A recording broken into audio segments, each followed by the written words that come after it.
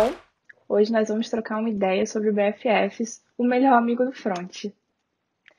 Mas antes, vamos nos apresentar aqui. Meu nome é Camila, eu trabalho aqui na Americanas S.A. já tem mais ou menos 1 ano e 6 meses e eu entrei aqui pelo programa de estágio de 2020. E aí, galera, meu nome é Bernardo, eu trabalho aqui na Americanas SA como desenvolvedor há 3 anos e meio, mais ou menos. Entrei no programa de estágio de 2018 e hoje eu venho atuando na equipe de Checkout Front, sendo responsável pelo front-end de todo o fluxo de pagamento. Tá, e sobre o que a gente vai falar hoje? Vamos falar sobre o que é um BFF, as vantagens de você ter um BFF, as desvantagens que você pode ter quando você coloca um no seu projeto.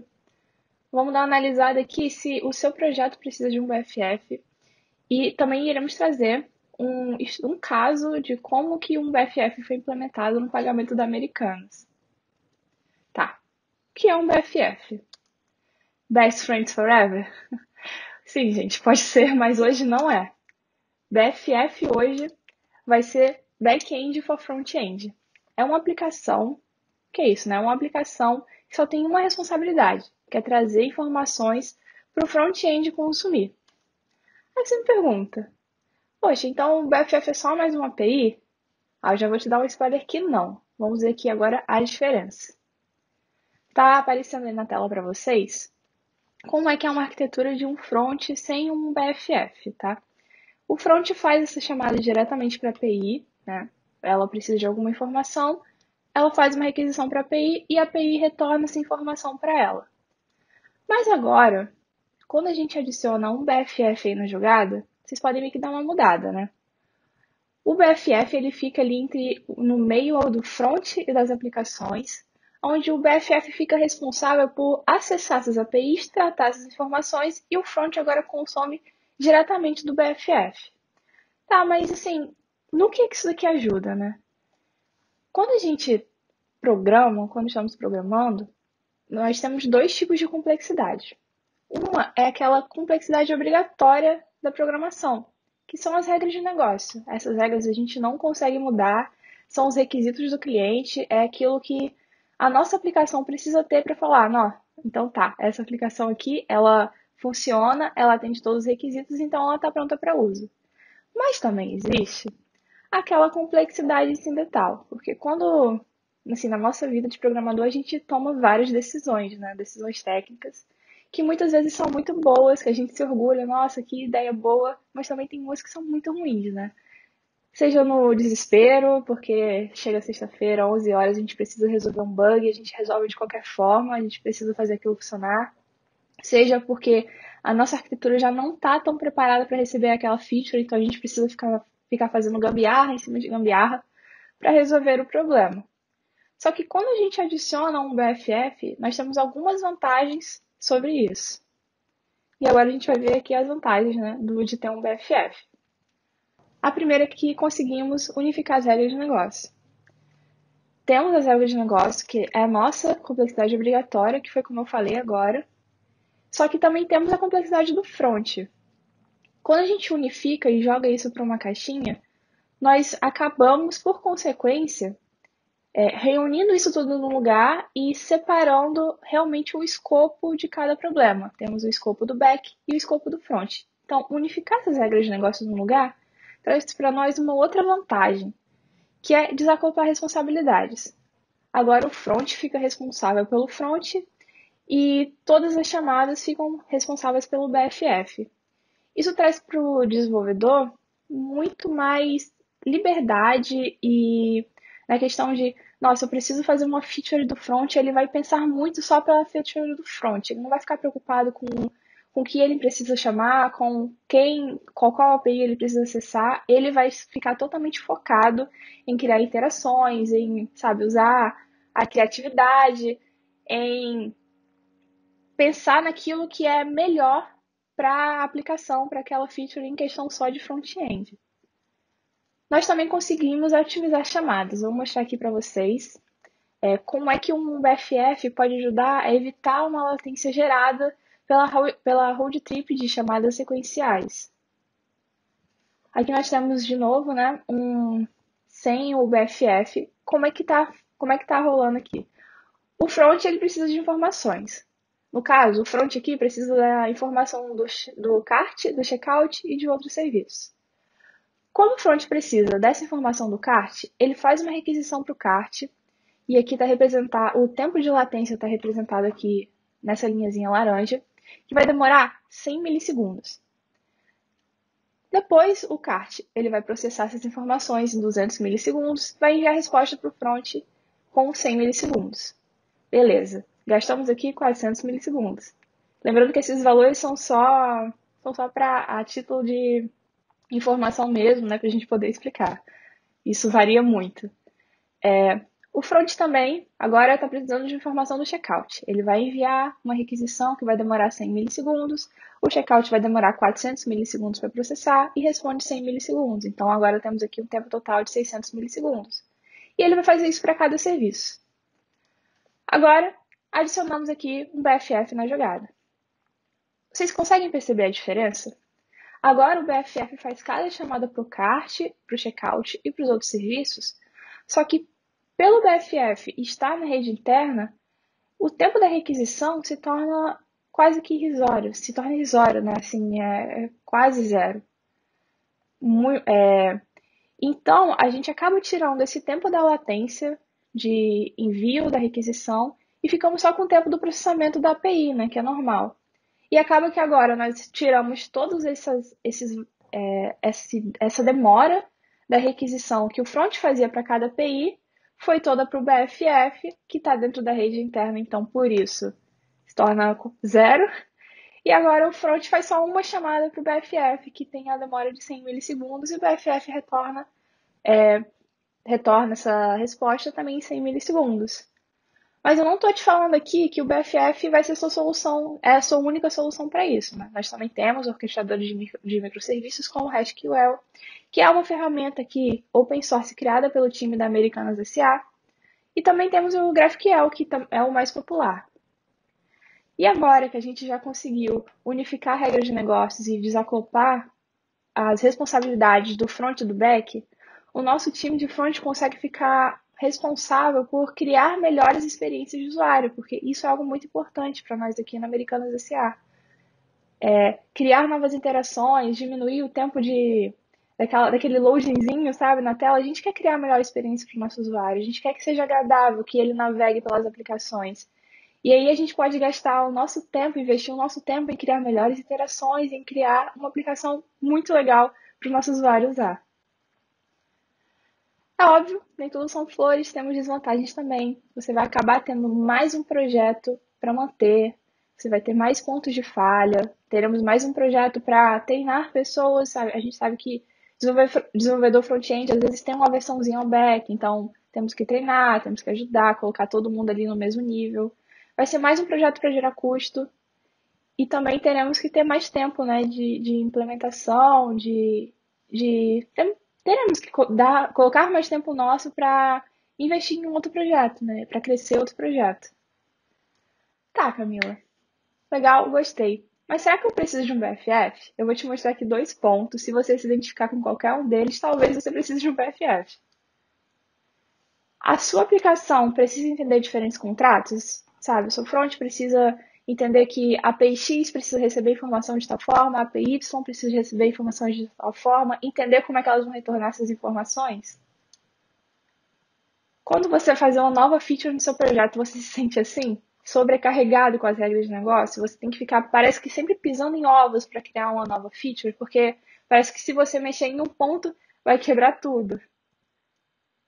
Então, se você tem esses problemas, talvez você precise de um BFF.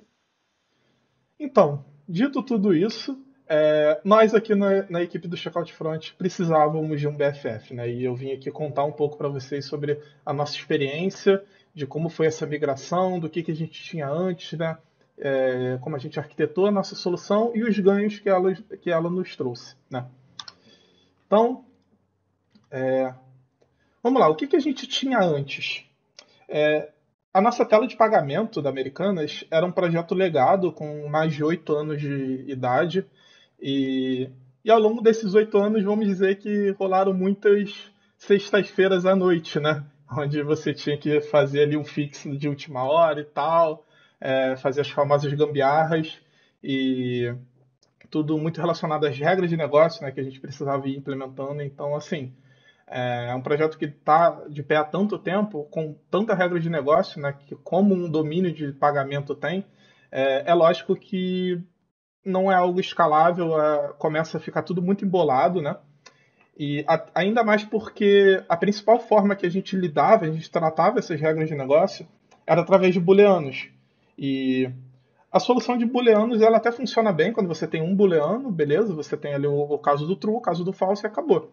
Só que não era o nosso padrão. O nosso padrão era tipo é, 4, 5 booleanos para resolver uma condição, né? E quando você está fazendo combinação de booleano, você tem aí uma relação de 2 elevado a n, né? Onde n é a quantidade de booleanos que você tem. Então, se você tem 2 booleanos, você tem 4 possibilidades. Com 3 booleanos já são 8. Enfim, é algo que cresce exponencialmente. Então, cresceu exponencialmente e o projeto ele chegou num ponto que a gente não conseguia dar manutenção mais, porque a gente ficava tendo que fazer tabela verdade para entender o que estava acontecendo. E aí que a gente cunhou o termo de Boolean Hell, que era o que a gente tinha, era realmente um inferno de booleanos, a gente não conseguia entender o que estava acontecendo. E para vocês não acharem que eu estou mentindo, esse aqui é um trecho de código que eu peguei diretamente do projeto Legado, essas duas divs aí. Aquele data ngIf é do Angular para você saber se você mostra ou não o elemento. Então, naquele primeiro exemplo, a gente tem 4 booleanos, né? Então são 16 possibilidades, 16 combinações, e a gente nessa div a gente só está mapeando uma combinação, né? Então a gente tem aí 15 possíveis bugs que a nossa aplicação pode acabar tendo. E esse segundo exemplo é mais bizarro ainda, que são 6 booleanos, são 64 possibilidades, né? E a gente tem um aí mapeado. Não sei se vai ter outros, mas com certeza a gente não tem 64 casos mapeados, certo? Até porque é algo inviável. E, e como eu falei, isso gera bug. Esse aqui é um exemplo de um bug que eu fui só abrir a tela antiga só para tentar achar alguma coisa e de primeiro eu já achei um bug. Que é um cenário onde o produto não pode ser entregue no endereço do usuário e a nossa tela não sabe como resolver isso. Fica aparecendo informação, some informação e no final das contas a gente tem essa tela que não está comunicando nada. O usuário não sabe por que não carregou nada, ele não sabe que o endereço dele está inválido, que ele tem que mudar de endereço. Né? Então, tendo em vista tudo isso, a gente chegou à conclusão de que, dado um domínio complexo como a gente tem, a solução de BFF faz muito sentido. Né? Então, a gente bateu o martelo, beleza, vamos fazer um BFF, e aí fomos escolher quais tecnologias que a gente gostaria de ter no nosso BFF, beleza? A primeira delas que é a linguagem, né? Que a gente escolheu o Node por 3 motivos principais.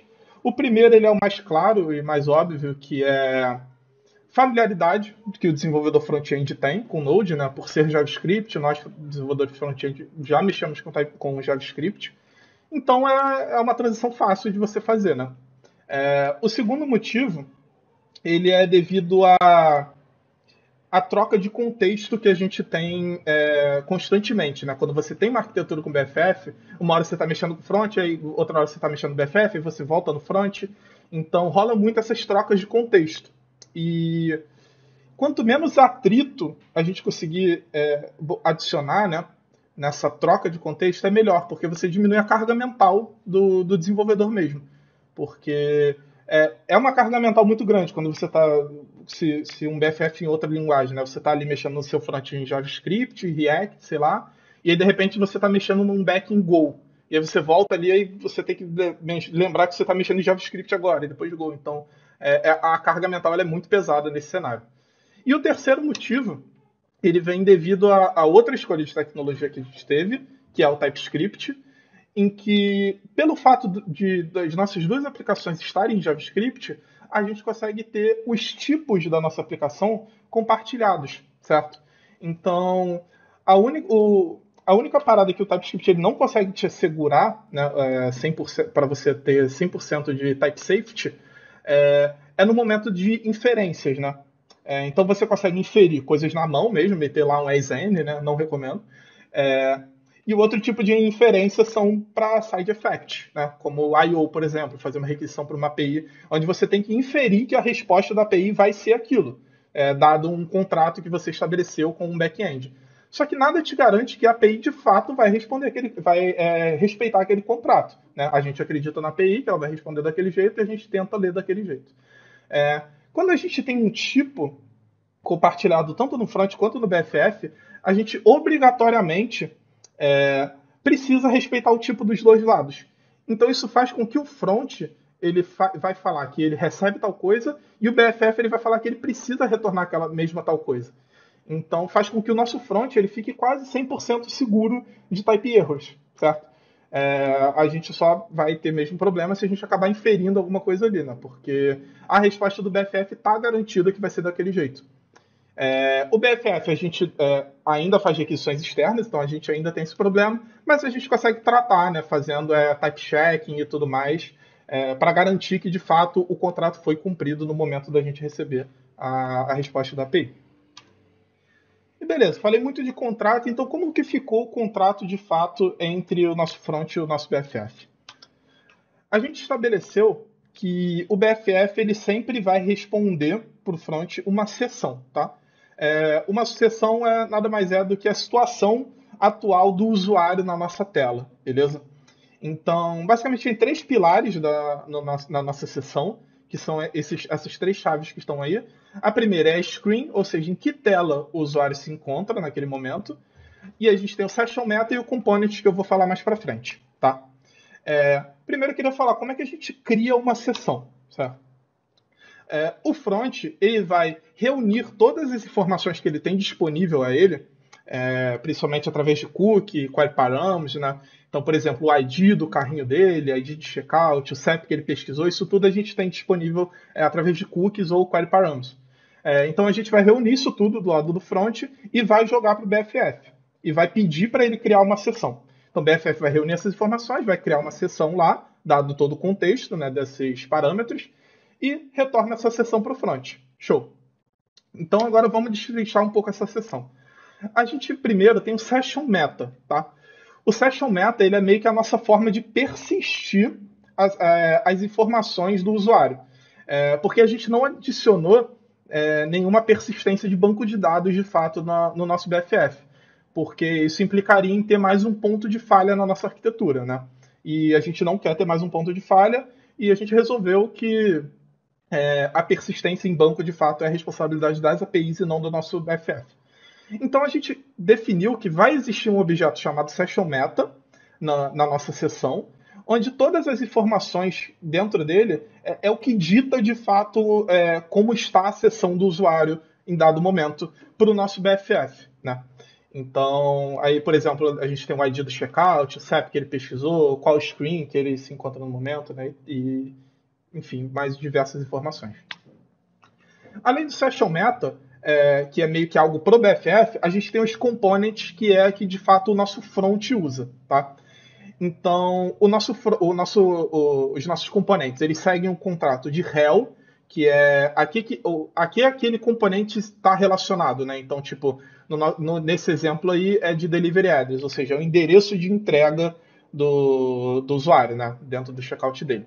Então, esse rel é o que diz, de fato, que componente ele está se referindo. O payload, que são todas as informações necessárias para aquele componente se montar no front, tá? Então, no caso de endereço, aí vai ter todas as informações de endereço. E o behavior, que é como aquele componente vai se comportar no front, tá? Então, no nosso caso, a gente só está visible, ou seja, só um endereço normal que vai estar visível. Só que se fosse um endereço de loja, a gente teria aí um behavior de store, por exemplo, que aí o front ele apresenta aquele componente de uma outra forma, né? Porque ele vai buscar em uma loja. Enfim, e é uma listagem de diversos componentes aí, né? Só tem um exemplo de um componente. E aí o front pega aquilo e transforma nesse componente na tela, beleza? E para fechar, como é que a gente atualiza a sessão do usuário, né? Porque a gente sabe que o nosso front não é estático, o usuário ele vai interagir com a tela e a gente precisa estar sempre atualizando aquela sessão.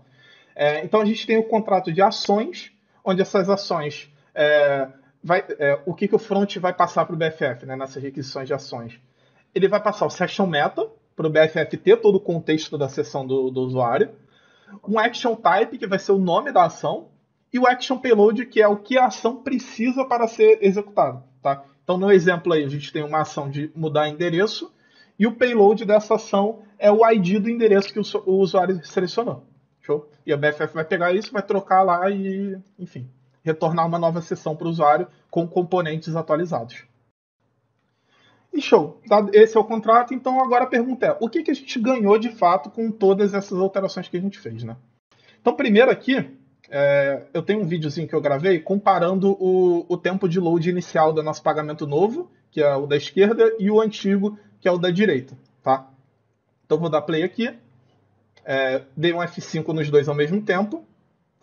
Como vocês podem ver, o nosso novo já carregou e o nosso antigo não apresentou nenhuma informação. Ele está nos skeletons lá e está pegando coisa da API. Aí pegou endereço, pegou frete, pegou meio de pagamento, agora está carregando as coisas do meio de pagamento.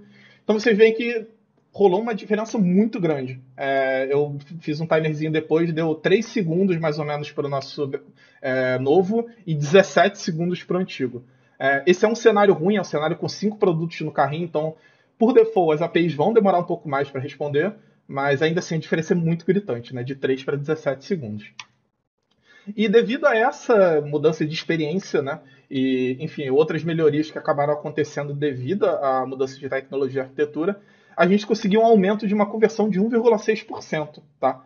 Que pode não parecer muita coisa, mas eu trouxe uns dados aqui, que a Americanas S.A. ela faturou em 2020 27,7 bilhões, tá? De faturamento, não de lucro. Um aumento de 1,6% nisso dá cerca de 443 milhões, tá? Então, é muito dinheiro simplesmente porque a gente mudou uma arquitetura, saca? Então, isso só é para provar o quão importante é você arquitetar bem uma solução, né? Que ela pode realmente te dar dinheiro, né? Dar dinheiro para a empresa. Queria falar um pouquinho também sobre a experiência de desenvolvimento, que se tornou muito melhor para a gente, tendo esse desacoplamento, né, entre front e BFF, que é muito mais simples da gente desenvolver, tanto que a gente tem alguns use cases aí de implementações que tivemos depois do BFF. A gente demorou 8 meses para fazer essa migração do pagamento, depois 3 meses para migrar a tela de obrigado, e em tempo recorde a gente conseguiu migrar toda a tela de sacola, né, de carrinho, em um mês. Isso só mostra o quão simples fica você desenvolver novas coisas com essa arquitetura de BFF. Né? Muito menos bugs, não preciso nem falar, né? Que a gente não tem mais combinação de 6 booleanos no front, junto com animação e tudo mais, que fica gerando milhares de bugs, né? E com tudo isso, né, o final das contas, o que de fato importa é que agora a gente consegue focar em entregar a melhor experiência para o usuário possível, que no final das contas é o que a gente sempre está mirando, né? Que é a experiência do usuário. A gente quer que ele tenha uma boa experiência comprando para que ele volte mais vezes e continue comprando nossa marca. Então é isso, galera. Muito obrigado. Queria só fechar aqui com agradecimentos. Essa é a primeira palestra que eu faço sobre tecnologia e estar fazendo ela aqui num evento tão grande que nem a Brasil JS é uma honra gigante. E eu só tenho a agradecer a toda a empresa, a minha equipe e a Brasil JS, que foi muito maneiro. Então é isso. Valeu, galera. Valeu, pessoal. Obrigado por estarem aqui conosco. Até a próxima.